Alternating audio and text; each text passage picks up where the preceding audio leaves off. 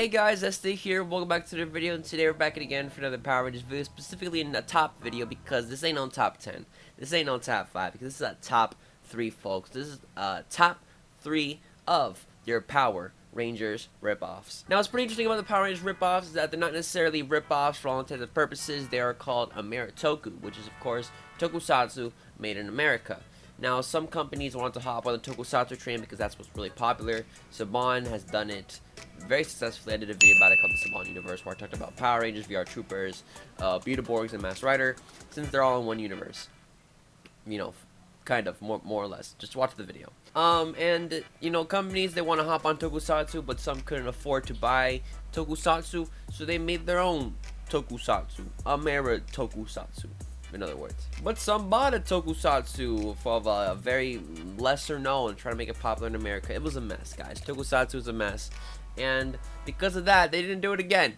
You know, this Power Rangers is the only one left. They had Dragon Knight about 10 years ago, but 10 years ago? That was a long time ago. Alright, top 3. What do we do? E-Squad, represent E-Squad comment of the day. Don't forget to like the video too. 200 likes for more.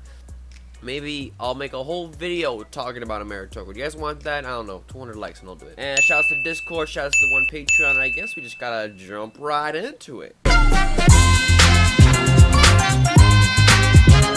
The first one on the list here is the Mystic Knights of Tirnanog. Now, I have talked about the Mystic Knights before. I've talked about them, of course, in the Saban Theory video, more or less, because they're not really in the universe, more or less, because it happens way in the past, technically.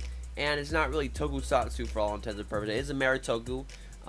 Very Ameritoku, because they made their own suits for the show, too. And I also mentioned it in a previous video, talking about who was the first Power Ranger or superhero warrior. I don't even know. That was a long time ago. Go watch that. You know, they made this show back in '98.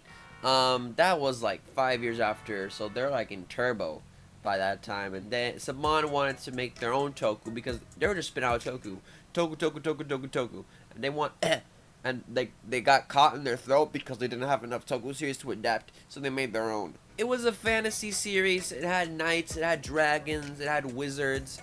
And it is based on Irish mythology. They actually filmed this in Ireland, if I'm correct, because that's kind of cool for Toku. But yeah, they basically want to make their own Tokusatsu show without adapting it. So they of course have all the Japanese effects, you would say, that you would see in a Toku show, but just Americanized. For the plot of the show, basically, there was this queen that wanted to conquer a peaceful kingdom.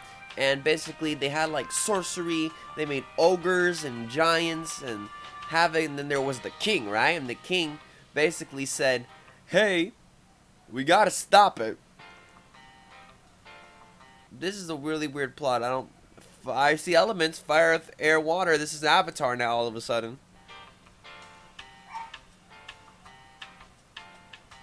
Oh, so their suits are based off the elements. That's what I'm kind of getting off here. And there's dragons and freaking telepathic stuff.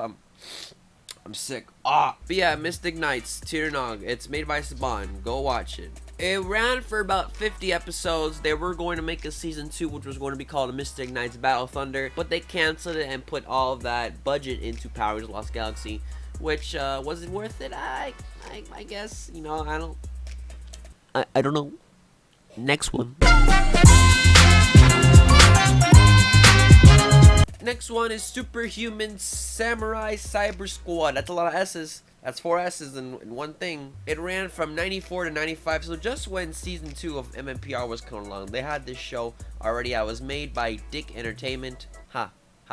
DIC. Why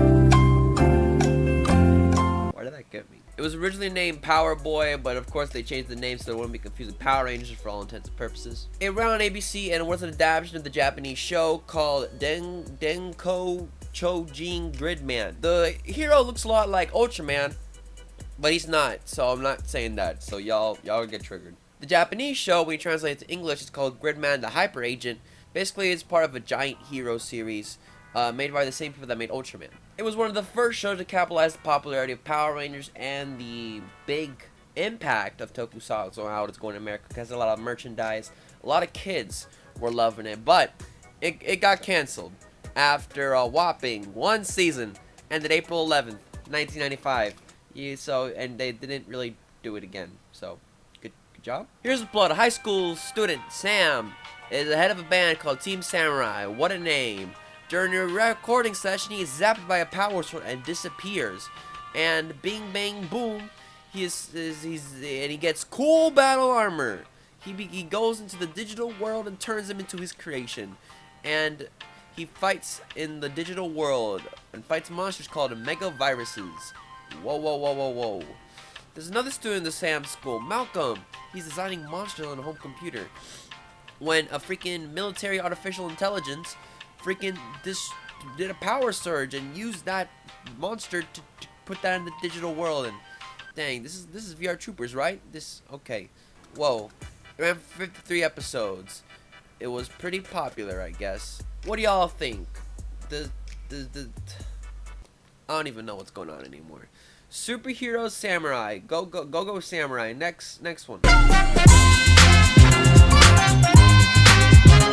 The last show on our list is Tattoo Teenage Fighter from Beverly Hills. This is pretty self-explanatory. They're rich kids from Beverly Hills who got superpowers. I gotta defend the world because rich kids get everything in this world. Once again, produced by DIC Entertainment. This one would premiere on the USA Network, which is probably the least network you expect to run a toku show for kids. It ran for 40 episodes and it ran for a span of 2 months from October to December of 1994, so that was great. And it had like 40 episodes and they had to run that pretty quickly, I guess. So yeah, Beverly Hills, 4 central characters meet a blob like alien named Nimbar, and they gotta fight this freaking Emperor Goranigus.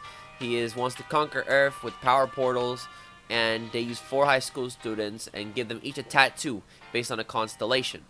And basically, you know, they use